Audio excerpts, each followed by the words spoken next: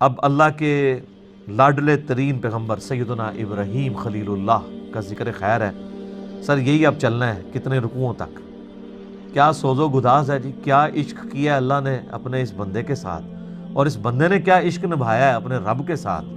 ہائے ہائے ہائے. سر یہ پہلا آپ سرٹیفکیٹ دیکھیں, میں کہتا ہوں اس کائنات میں کسی شخص کو یہ سرٹیفکیٹ مل جائے نا تو وہ اس سے بڑی کوئی ڈگری اس کے لیے نہیں ہو سکتی. وَإِذِ ابْتَلَىٰ إِبْرَاهِيمَ رَبُّهُ بِكَلِمَاتٍ, اور جب جب آزمایا ابراہیم کو اس کے رب نے جس آزمائش میں, یہ ترجمہ ہے اس کا, جب جب آزمایا اس کے رب نے اسے جس آزمائش میں, فَأَتَمَّهُنْ, تو اس نے اس کو فلائنگ کلرز کے ساتھ اول ڈگری میں اس کے اندر جو ہے وہ کامیابی حاصل کی. سر دیکھیں نا کہاں نہیں آزمایا, آگ میں پھینکا گیا آخری وقت تک. آپ کا کلام کیا ہے, صحیح بخاری کے الفاظ ہیں, آگ میں پھینکنے لگے ہیں حسبنا اللہ ونعم الوکیل. ہائے ہائے.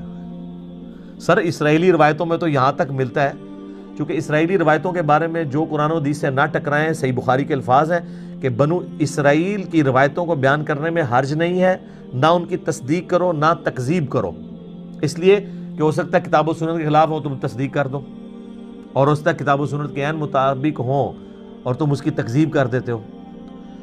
تو جو فٹ ان بیٹھتی ہیں ہم ان کو اس طریقے سے لیتے ہیں. تو یہ اسرائیلی روایتوں میں ملتا ہے یہودیوں کے ہاں کہ اس وقت اللہ تعالیٰ نے آزمائش کے طور پہ حضرت جبرائیل علیہ السلام کو انسانی شکل میں بھیجا حضرت ابراہیم کو ٹیسٹ کرنے کے لیے, اور اس نے آ کے کہا کہ حضرت اگر آپ کے تو میں آپ کو بچا لیتا ہوں. اچھا, حضرت ابراہیم علیہ السلام کو یہ پتا بھی تھا یہ فرشتہ اللہ کی طرف سے, تو انہوں نے کہا جبرائیل جس کے لیے مجھے پھینکا جا رہا ہے وہ دیکھ رہا ہے نا, مجھے تیری حاجت نہیں ہے, حسبنا اللہ ونعم الوکیل.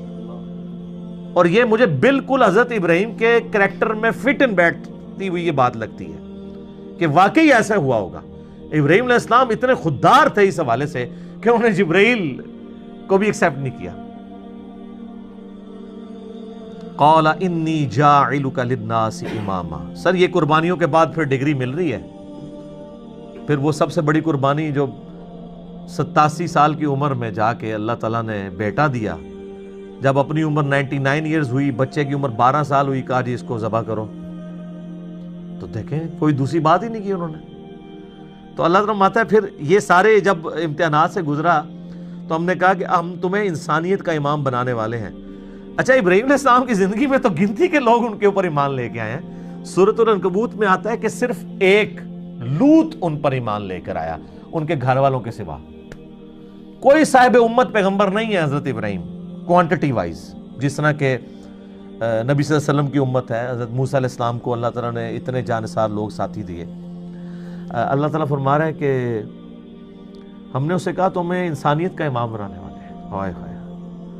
تو ابراہیم علیہ السلام کہتے ہیں قال ومن ذریتی, تو یا اللہ جو میری اولاد ہے وہ بھی ہوگی. جواب کیا انٹلیکچوئل ہے, مختصر جواب ہے اور کمال کا.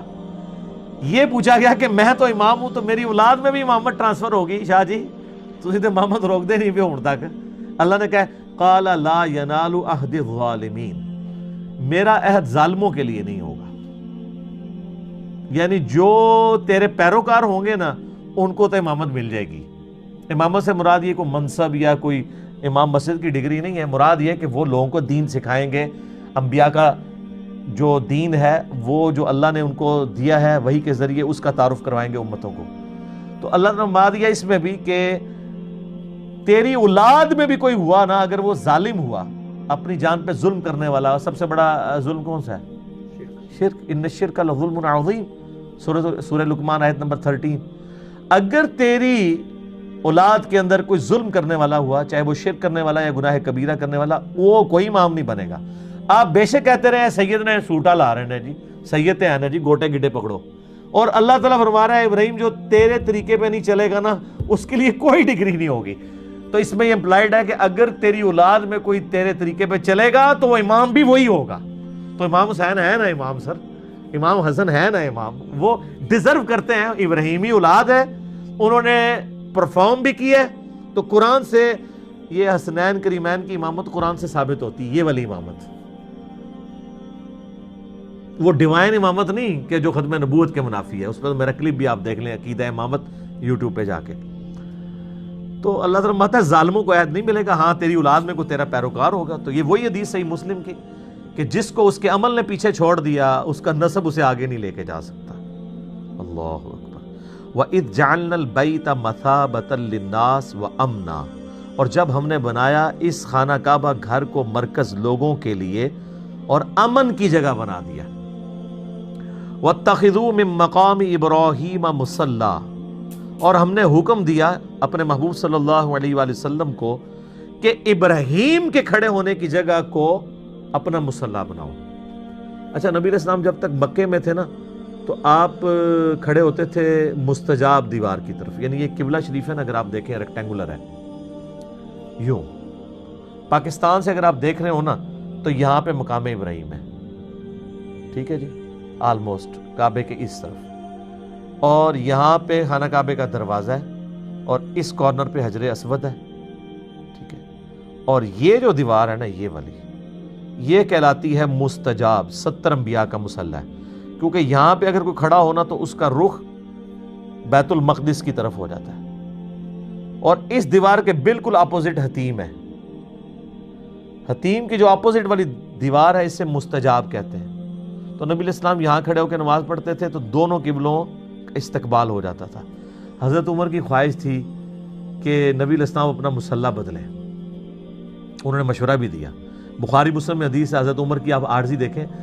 حضرت عمر کہتے ہیں کہ میں نے 4 باتوں میں اپنے رب کی موافقت کی. وہ یہ بھی کہہ سکتے تھے کہ میرے رب نے میری موافقت کی، کیونکہ مشورہ تو پہلے حضرت عمر نے دیا تھا، لیکن حضرت عمر کا یہ ماننا تھا کہ میرے دل میں بھی جو خیال آتا ہے نا وہ بھی تو اللہ کی طرف سے ہی آتا ہے.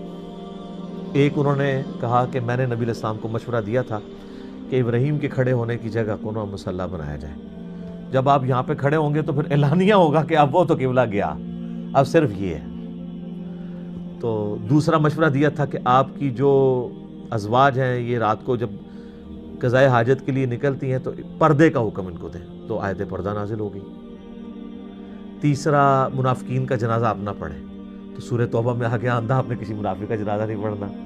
چوتھا، غزوہ بدر کے قیدی جو ہیں ان کو قتل کیا جائے. حضور رقیق القلب تھے، حضور نے فدیہ لے کے چھوڑ دیا. وہاں پہ بھی آیات نازل ہوئی کہ ان کو قتل کرنا چاہیے تھا، چلو اب جو ہوا وہ ٹھیک.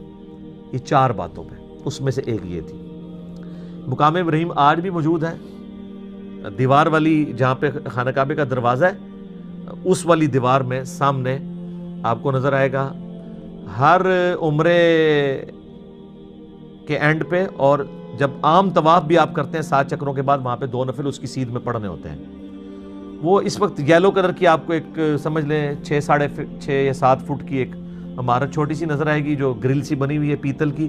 اس کے اندر ایک پتھر ہے، وہ حضرت ابراہیم کی یاد کے طور پر موجود ہے، جس کے اوپر وہ کھڑے ہوتے تھے تو وہ جو حضرت ابراہیم علیہ السلام یعنی دیواریں اوپر جاتی تھی وہ پتھر بھی اونچا ہوتا جاتا تھا. اس وقت ظاہر کوئی کرین نہیں تھی، یہ اللہ کی طرف سے غیبی تھا معاملہ.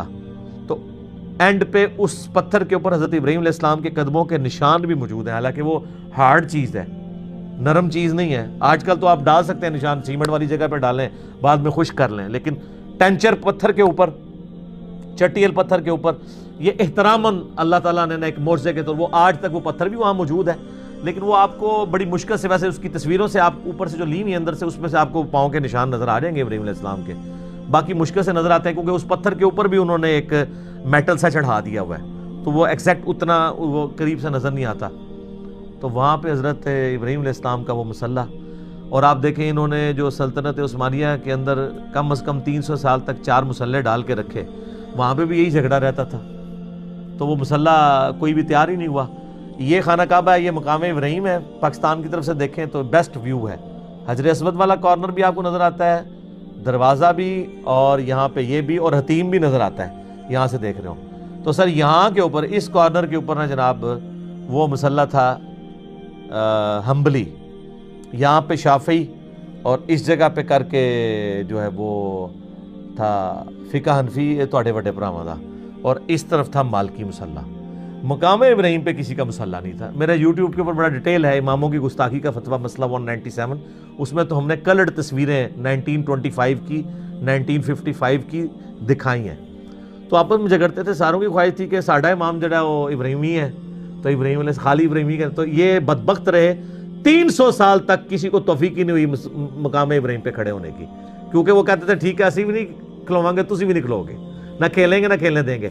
جب سعودی حکومت نے یہ 4 مسلح اٹھوائے تو انہوں نے مقام ابراہیم پہ اتنے 100 سال کے بعد واپس امام میں کعبہ کو کھڑا کر کے 4 مسلح اٹھوائے, الحمدللہ. تو یہ مقام ابراہیم کی ہسٹری ہے, بڑی انٹرسٹنگ ہے اور بڑی دکھی بھی ہے اس حوالے سے کہ امت کیا کرتی رہی ہے اس مقام ابراہیم کے ساتھ, جس کو قرآن میں کہا گیا تھا کہ مسلح بنانا ہے. وَأَهِدْنَا إِلَىٰ إِبْرَاهِيمَ وَإِسْمَاعِيلَ, اور ہم نے ابراہیم سے اور اسماعیل سے یہ عہد لیا تھا, ان کے بیٹے اسماعیل سے, أَن طَهِّرَ بَيْتِيَ لِلطَّائِفِينَ وَالْعَاكِفِينَ وَالرُّكَّعِ السُّجُودِ. یار دیکھیں پیغمبروں کو اللہ کہہ رہا ہے, سب سے جلیل القدر پیغمبر اور اس کا بڑا بیٹا اسماعیل, اللہ کہہ رہا ہے ہم نے دونوں باپ بیٹا دونوں پیغمبروں کو کہا کہ صفائی کرو ہمارے گھر کی, یہاں پہ طواف کرنے والوں کے لیے, اعتکاف کرنے والوں کے لیے اور رکوع اور سجود ادا کرنے والوں کے لیے میرے گھر کو صاف رکھو. مسجد کی صفائی کرنا کس کی سنت ہے؟ نبیوں کی. اور یہ کام کس نے اسائن کیا ہے؟ اللہ نے. سر یہ بھی فضیلت ہے. ویسے تو بخاری مسلم میں کئی احادیث ہیں مسجد کی صفائی کی فضیلت کے اوپر, لیکن یہ قرآن میں آ گیا کہ اللہ نے کہا کہ میرے گھر کو صاف ستھرا رکھو, للطائفین طواف کرنے والوں کے لیے, والعاکفین اور اعتکاف کرنے والے کے لیے, والرکع السجود اور رکوع اور سجدے کرنے والوں کے لیے. بل یہ آپ کو داد دینی پڑے گی کہ اس وقت کی جو سعودی حکومت ہے, یقین کریں جس کمٹمنٹ کے ساتھ ان لوگوں نے حرمین شریفین کا انتظام رکھا ہوا ہے, ایٹ لیسٹ 4000 کے قریب تو ملازمین ہیں صرف حرم مکہ میں جو ہر وقت صفائی کے اوپر مامور ہیں. ہزاروں وہاں پہ آپ کو پیتل کے ملیں گے ریکس جن کے اندر قرآن رکھے ہوئے ہیں, وہ اس کو صاف کرتے رہتے ہیں, ڈسٹ, ٹھیک ہے. اس کے علاوہ بھی جتنی صفائی وغیرہ ہے وہ سارے کا سارا انتظام وہ کرتے ہیں.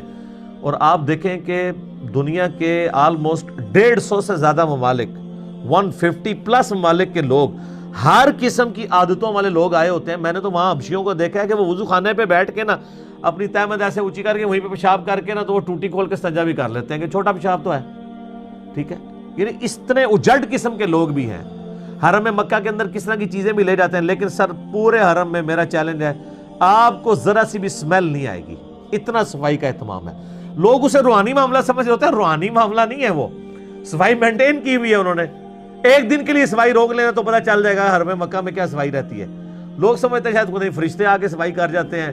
وہ جی خاص خوشبو ہے, وہ یہاں پہ بھی آپ کو ملی ہوتی ہے نا خوشبو, تو لکھے ہوتا ہے غلاف کعبہ. وہ سر وہ خوشبو غلاف کعبہ سے نہیں آ رہی ہوتی, غلاف کعبہ کو لگائی ہوئی ہوتی ہے انہوں نے.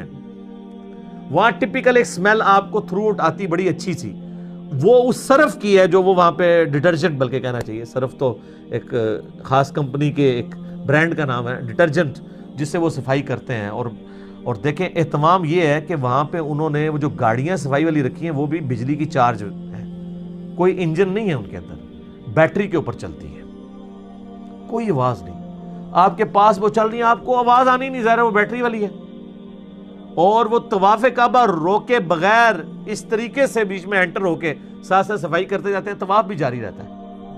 اتنا بہترین انتظام کیا ہوا ہے. تو وہ آج تک وہ معاملہ الحمدللہ اس طریقے سے جاری ہے.